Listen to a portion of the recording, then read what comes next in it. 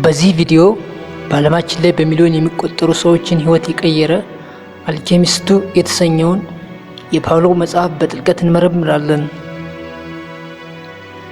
የሳንቲያጎን የሀብት ፍለጋ ጉዞ እንደ መነሻ በመጠቀም እንዴት የልባችን ድምፅ ማዳመጥ እንዳለብን፣ በፈተናዎች ውስጥ እንዴት ማለፍ እንደሚቻል እና እውነተኛ ሀብትን የት እንደሚገኝ እናያለን።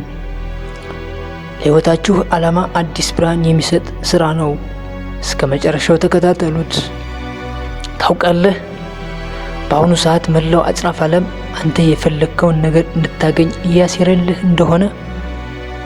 አዎ፣ አሁን ባለህበት ቦታ ሆነህ የምታስበው ያ ትልቅ ሕልምህ ዝም ብሎ የመጣ ሳይሆን አጽናፈ ሰማይ ለአንተ የላከው ጥሪ ነው። ዛሬ የምነግራችሁ ታሪክ ስለ አንድ እረኛ ብቻ አይደለም። ዛሬ የምነግራችሁ ታሪክ ስለ እናንተ ነው። ሀብታችሁ የት እንዳለ፣ ለምን እስካሁን እንዳላገኛችሁትና ልባችሁ ምን እያላችሁ እንደሆነ የሚነግር ድንቅ ጉዞ ነው። ዝግጁ ናችሁ? ወደ አልኬሚስቱ ዓለም እንግባ። ታሪኩ የሚጀምረው ስፔን ውስጥ ነው። ሳንቲያጎ የተባለ ወጣት እረኛ አለ። ቤተሰቦቹ ካህን እንዲሆን ቢፈልጉም እሱ ግን ዓለምን ማየት ይፈልጋል። አንድ ቀን ግን ህልም አየ። ግብፅ ፒራሚዶች ስር የተቀበረ ትልቅ ሀብት እንዳለ የሚያሳይ ህልም። እዚህ ጋር ቆም እንበል። ሳንቲያጎ ሁለት አማራጭ ነበረው። በጎቹ እየጠበቀ በለመደው ሰላማዊ ህይወት መቀጠል ወይንም ወደ ማወቀው በረሃ ተጉዞ ሀብቱን መፈለግ። አብዛኞቻችን እዚህ ጋር ነው የምንሳሳተው። ምቾታችን አንለቅም። ነገር ግን ሳሌም የተባለ ንጉሥ አገኘውና አንድ ትልቅ ምስጢር ነገረው። አንድን ነገር በሙሉ ልብህ ስትፈልገው መላ አጽናፈ ሰማይ ያንን ነገር እንድታገኝ ይተባበርሃል። ሳንቲያጎ በጎቹን ሸጠ፣ ፍርሃቱን አሸነፈና ጉዞውን ጀመረ። አንድ ጥያቄ ልጠይቃችሁ። ህልማችሁን መከተል ስትጀምሩ ሁሉ ነገር አልጋ ባልጋ ይሆንላችኋል ብላችሁ ታስባላችሁ?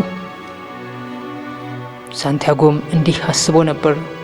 ነገር ግን ሞሮኮ እንደደረሰ በመጀመሪያ ቀን ሀብቱ በሙሉ ተዘረፈ። ባዶ እጁን ቀረ። ይህ ነው ትልቁ ትምህርት። መጽሐፍ ዘ ቢግነር ኦፍ ላክ የጀማሪዎች እድል ይለዋል። መጀመሪያ ላይ ሁሉም ነገር ቀላል ይመስላል። ከዚያ ግን ፈተና ይመጣል። ሳንቲያጎ ተስፋ ቆርጦ አልተመለሰም። በአንድ የመስታወት መሸጫ ቤት ውስጥ ተቀጥሮ መስራት ጀመረ። እዚያም ንግዱን ለወጠው። ለምን? ምክንያቱም ዓላማ ነበረው። ጥያቄ ለእናንተ፣ በሕይወታችሁ ፈተና ሲመጣ ምልክት ነው ወይንስ መከላከያ? ሳንቲያጎ ለውጡን እንደ ምልክት ተጠቀመበት። ሳንቲያጎ በረሃውን ማቋረጥ ጀመረ። እዚያም አልኬሚስቱ አገኘው። አልኬሚስቱ እርሳስን ወደ ወርቅ የሚቀይር ሰው ነው። ነገር ግን እውነተኛ አልኬሚ ጥበብ ያ አይደለም። እውነተኛው አልኬሚ ጥበብ ራስን መቀየር ነው።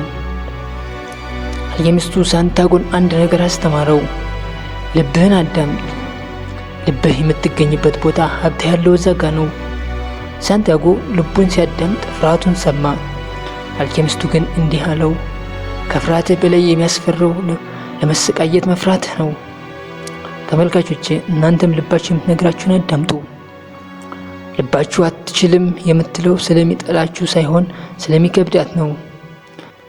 ልባችሁን ካረጋጋችሁና በረሃውን ካስተማራችሁት እናንተ እንደ ሳንቲያጎ ነፍስ መሆን ትችላላችሁ። በመጨረሻም ሳንቲያጎ ፒራሚድ ጋር ደረሰ። ደስ ብሎት መቆፈር ጀመረ። ነገር ግን ምንም የለም። በዚያ ላይ ሌቦች መጥተው ደበደቡት። እዚህ ጋ ነው ታሪኩ የሚገርመው። ከሌቦቹ አንዱ ሳንቲያጎን ሲሳለቅበት እንዲህ አለው፣ እኔም እኮ ድሮ ስፔን ውስጥ በአንድ ቤተ ክርስቲያን ዛፍ ስር ሀብት እንዳለ በህልሜ አይቼ ነበር። ነገር ግን እንዳንተ ሞኝ ስላልሆንኩ አልሄድኩም አለው። ያ ቦታ ሳንቲያጎ በጎቹን ይጠብቅ የነበረው ቦታ ነበር። ሀብቱ የተቀበረው እዚያ ቤት ነበር። ግን ሳንቲያጎ ወደ ግብፅ ባሄድ ኖሮ ሀብቱን እዛ እንዳለ ፈጽሞ አያውቅም ነበር። ፒራሚዶችን አያይም ነበር። አልኬሚስቱን አያገኝም ነበር። ፋጢማ የህይወት አጋሩንም አያገኝም ነበር። ዋናው መልእክት ጉዞ ከሀብት በላይ ዋጋ አለው። አንተ የምትፈልገውን ሀብት ምናልባት አጠገብህ ይሆናል። ነገር ግን እሱን ለማየት መጓዝ፣ መፈተንና መለወጥ አለብህ። የአልኬሚስቱ ታሪክ የሚነግረን አንድ ነገር ነው። የእያንዳንዳችሁ ህይወት ፐርሰናል ሌጀንድ አለው። አጽናፈ ሰማይ አንተን ለመርዳት ቆሟል። ግን አንተ ምልክቱን ማንበብ አለብህ። ተስፋ አትቁረጥ። ልብህን አዳምጥና ጉዞውን ጀምር። ይህ ቪዲዮ ህይወታችሁን ለማየት አዲስ ብርሃን እንደሰጣችሁ ተስፋ አድርጋለሁ። መጽሐፉን አንብቡት። ካልሆነም ይህን ቪዲዮ ደጋግማችሁ ስሙት። የዛሬው ጥያቄ ያንተ ትልቁ ህልምህ ምንድን ነው? ኮሜንት ላይ ጻፉልኝ። እስከ መጨረሻው ስላዳመጣችሁኝ አመሰግናለሁ። ላይክ እና ሼር፣ ሰብስክራይብ ማድረጋችሁን አትርሱ።